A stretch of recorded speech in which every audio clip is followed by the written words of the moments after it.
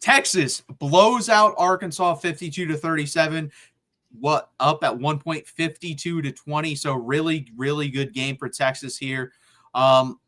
Please hit that like button. Please subscribe, and let's jump into it. So offensive grades, we're going to start out at the quarterback position as always. Arch Manning, to me, I think this was an A performance. I don't really think 18 of 30, should have been 20 or 21 of 30 for over 400 yards passing, 6 total touchdowns from him. Very impressed overall. 1 running, 1 passing, a couple throwing, obviously, and he was the first guy in the SEC since Pharaoh Cooper at South Carolina to do that. So very, very impressive for Arch Manning today. I'm going to give him an A. I'm going to give him an A+. I mean, to start the game off, he was 7 of 7 or 8 of 8 or something like that. Came out the gate firing, and then even in the middle when it wasn't like fully flowing, wasn't his fault. Like Parker Livingstone dropped a 40-yard bomb and dime by Arch. My favorite thing about Arch and the development I've seen from him, his ability to get away from pressure and work even when the pocket isn't perfect is really good. Right? When there's pressure surrounding him, even if there's not a free rusher getting after him, he can still step into a pocket, find an open lane, extend plays, and then get the big play down the field. And when a big play is not available, he's more than okay with just checking the ball down and taking what's there. I've been very impressed with Arch Manning. I thought he had an A+ game today. 5 touchdowns, including a receiving touchdown today, 1 rushing touchdown. So what is that actually? 4 passing, 1 rushing, and then 1 receiving. So 6 touchdowns responsible from one guy. Brilliant day for Arch. I'm loving the development of him as a young player. Let's move over to the running back position, and this is just a room that can't get explosive plays. We talked about that. It kind of looks like they're stuck in neutral or stuck in mud, whatever you want to say. There's no explosive playmakers in the backfield for Texas this year, and that sucks. They have to get better in the next year for that.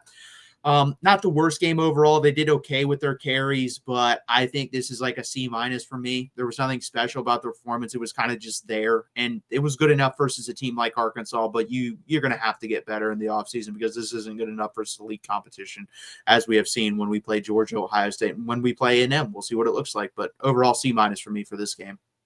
Yeah, I liked the way that Sark was a bit more committed to actually running the football in this game. It was a bit more of a balanced attack for Texas. Still, Texas only finished the day with 97 rushing yards. And when you look on the season, Arkansas is giving up 194.6 rushing yards a game to opponents, which is 122nd worst in college football. Now, granted, teams are running all over them because, they can. And I didn't think Texas really fully committed to it. The passing game was so open down the field that it was like, we're not even going to try it at times. Like, we know we can get a 50-yard bomb, but they needed to be a bit more balanced. We didn't get that big explosive run.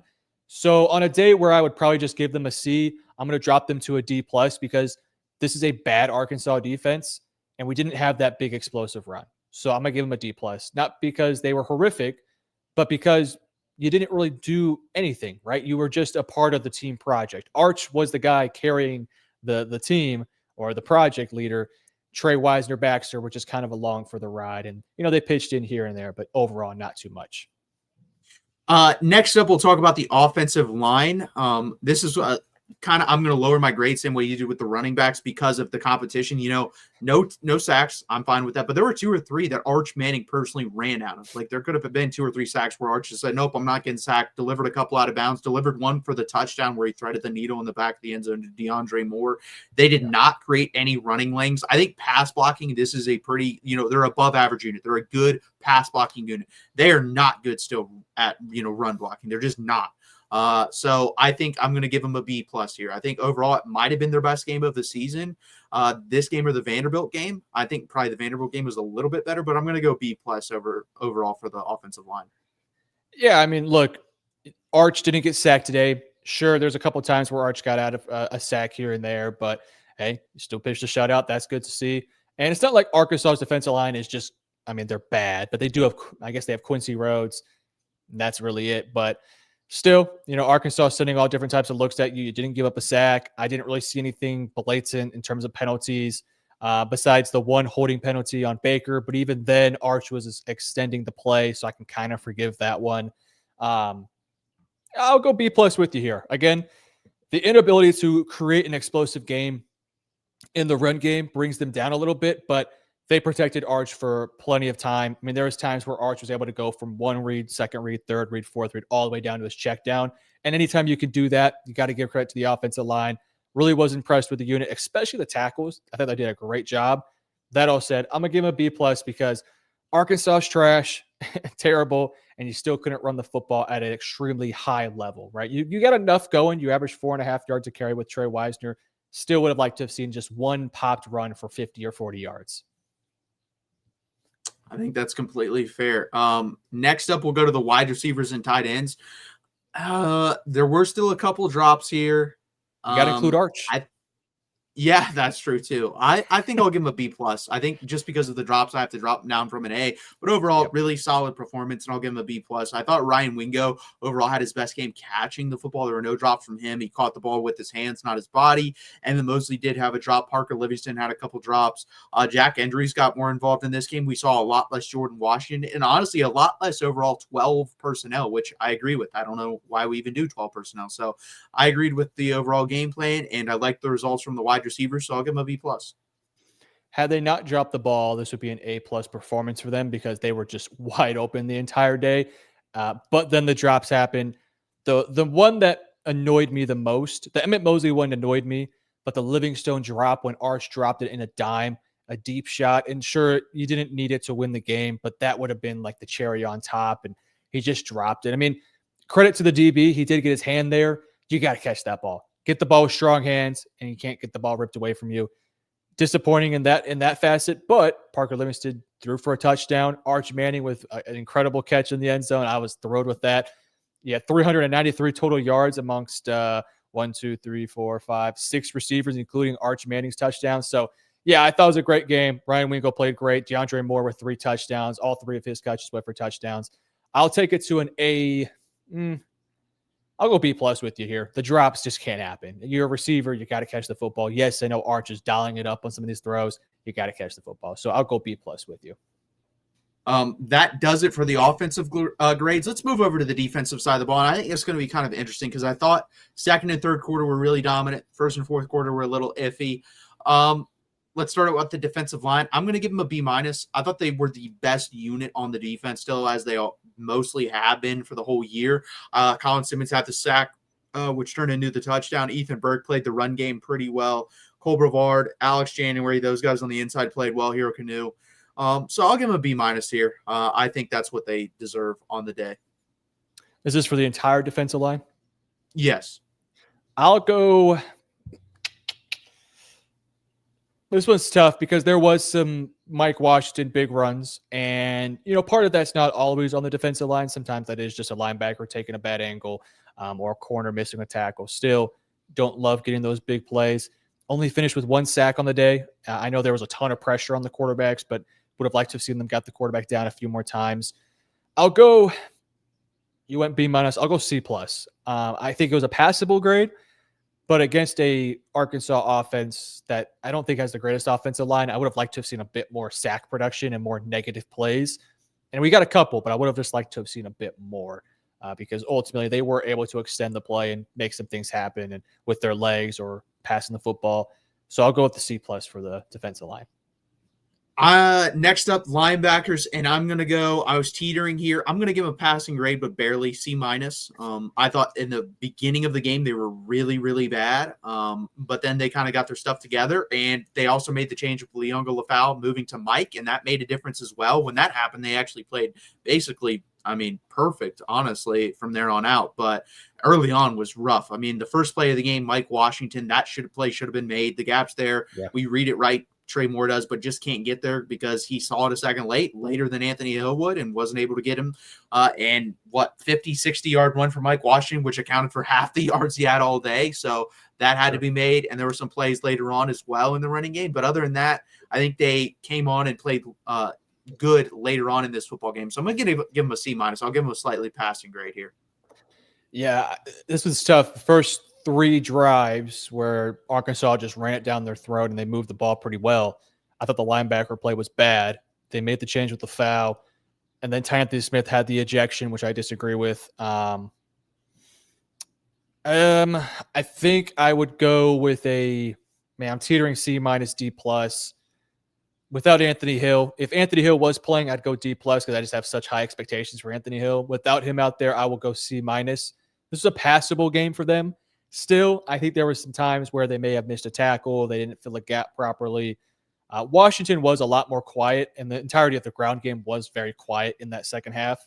But would have liked to have seen them be a little bit better. So I'll agree with you here. I'll go C minus for the linebackers as well. Next, we move to the secondary, and this one's kind of weird to me because, again, they didn't tackle very well, but they covered well. Like, they were in position the whole game to make plays on the football. When the ball was in there, they made plays. They were able to bat the ball down. Malik Muhammad, I thought, played a pretty good game. I thought Cade Phillips, starting the game, played very nicely, made the one penalty at the end, but it really didn't matter. That was also kind of weird. I don't know why he moved up to hit the guy and then moved back to intercept the ball. Grayson Littleton played a good football game as well. So I'm going to give this unit a C+. I could have pushed it to a B-, but I think it's a C+ performance. I thought when the ball was in the air, they played it well. Their issue was still the tackling, but overall, pretty decent football game from the secondary. I think we should also mention Leon Lafau had a touchdown too. So maybe that bolsters it up a little bit too. When it comes to secondary, I didn't love the way they tackled. I didn't like the way that Taft played in the first couple drives. I thought he got a little bit better as the game went on. Same with Jelani McDonald. Jelani didn't have a great game out there. Manny, per usual, does Manny things. I mean, I barely called his name the entire day. I was happy to see Grayson Littleton make some plays. Cade Phillips make some plays. Those were good to see. Your young guys you're going to trust, and they're going to get tested the rest of the way. It's tough. It feels like we have to fail a unit somewhere because they did give up 500 yards on the day. I feel kind of bad so I can't do it. You know what I'm actually going to do? I'm going to change my linebacker grade to D+. No, I can't do that because I'll change my defensive line grade down a notch, whatever it was. I can't remember. We'll keep the secondary to a C- here.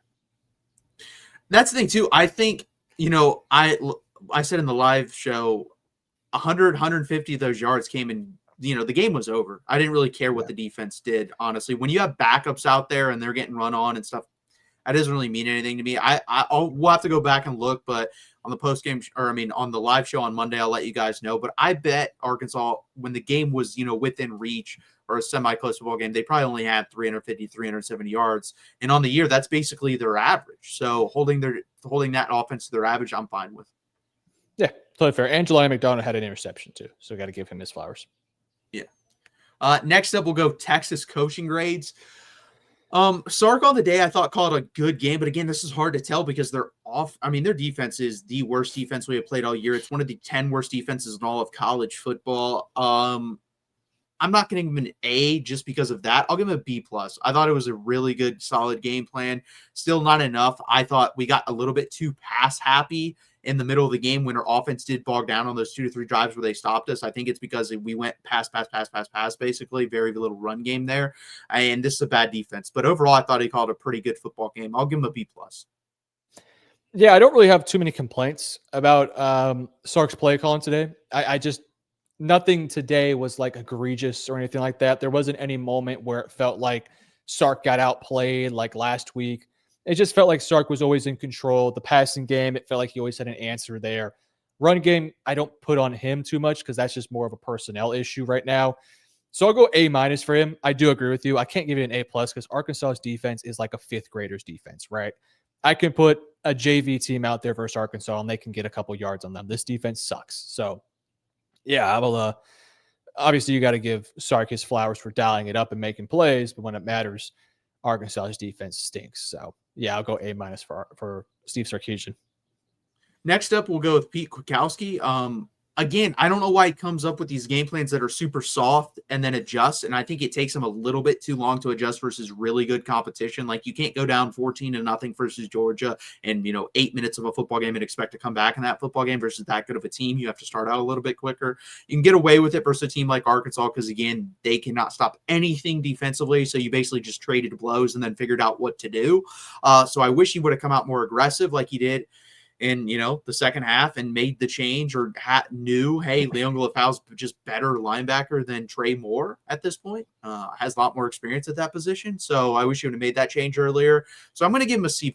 I'm not going to fail him or do C-, but I'm going to give him a C+ here. I thought the game plan got better as the game went along. He made adjustments, so I'll give him a C+. Yeah, I think you nailed it. The first couple of drives, it was a little confusing. And I think personnel wise, some of the guys just weren't ready for the moment, like Trey Moore specifically, just wasn't ready for that. But then as the game wore on, it felt like the team started to click a bit more defensively. They were taking better angles. They were tackling a little bit better. The coverage was a bit stickier. And it felt like Arkansas became a bit more predictable. And I give credit to Pete for making the adjustments. But I do agree that first sort of couple of drives, I wasn't the biggest fan of how we came out. Didn't feel like we were fully ready. And then when when you look at the final numbers, like Arkansas did put up a ton of yards and put up some points. So even if some of it was later in the game, like KJ Jackson had 200 yards all in the second half, basically. So I'll give Pete I'll give a B. No, I'll go C plus. Arkansas is a really good offense, and I was not expecting them to get shut out or anything like that. But still, you have high standards for your defense, and to give up 37 points, especially when half of it was with a true freshman at quarterback, you'd like to see it be a little bit better. So I'll go with the C plus for Pete. I think that's fair. Let's move over to special teams. Honestly, I'm going to give this an incomplete because we didn't really need them. What did we punt one time in the game? Mason Shipley did make the one kick. We did almost block 2 punts. I'm kind of surprised we didn't get there on at least one of those. If that would have happened, guys, I would have given them an A plus, but it didn't. So I'm just going to go. If I gave them a grade, it'd be a C. I'm just going to go incomplete though. There was nothing special about them. They didn't really have to do much. It just is what it is in this game. Well, that first a time they got close, he could have blocked it. He just kind of like ran away from him almost. He was like I think he was afraid to get a penalty called on him, which I kind of I'm okay with, especially with how the game went. But he was right there. He could have blocked it. I'll give them. I mean, Mason Shipley made his one field goal from 44 yards. He made all the extra points, 7 for 7. Bo Meester, 3 for 109, 2 inside the 20, 39 was the longest. Nothing really in the return game. You didn't really need much from it today. I mean, they did their job. I can't complain. I'm not going to give them an A plus because they didn't do anything special necessarily. We also have to dock DeAndre Moore because that one punt return. Oh my, yeah, I forgot about that. A little silly. And now I personally believe he did it because I think he thought the ball touched him, and if the ball had touched him and it went out of bounds, I think that would have been a safety or something like that. So, or if it got recovered by them, it would have been a touchdown. I think maybe. So if it did touch him, then I can kind of understand it, but still. Why are you back there? You see the ball, just get out the way, let the ball bounce into the end zone or whatever. So that kind of brings it down a little bit. There just wasn't anything particularly special about what they did, which is fine. They didn't have to be special because Texas was killing them on the offense, and defensively they did a good job too. So I'll give them a B plus because they did their job, right?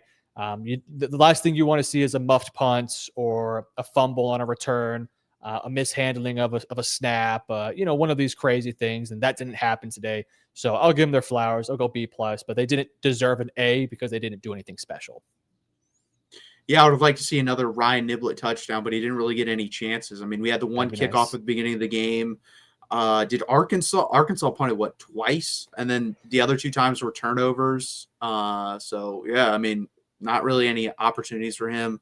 And then Mason Shipley did his job. Like, I just expect him to make 45 yards and in. I would give him more credit if it was out of that, but he's basically automatics for his career on that. So I don't know what to do with them. If they would have blocked one, I definitely would have given him an A. And maybe I should even give him a grade like a B because, A, at least they dialed it up there and were close to blocking a punt or two. By the way, the kicker for Arkansas, Scott Starzik, whatever his name is, boy.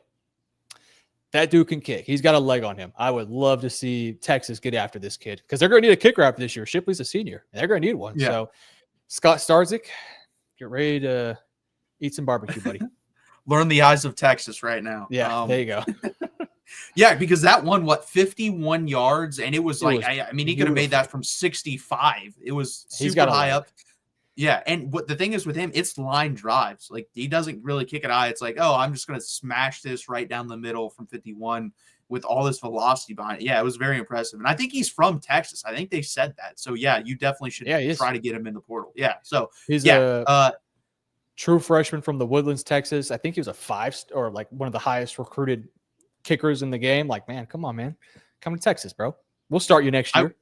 I will say, though, I think we do have the number 1 kicker in the country coming in. So True. But do you want to start a freshman?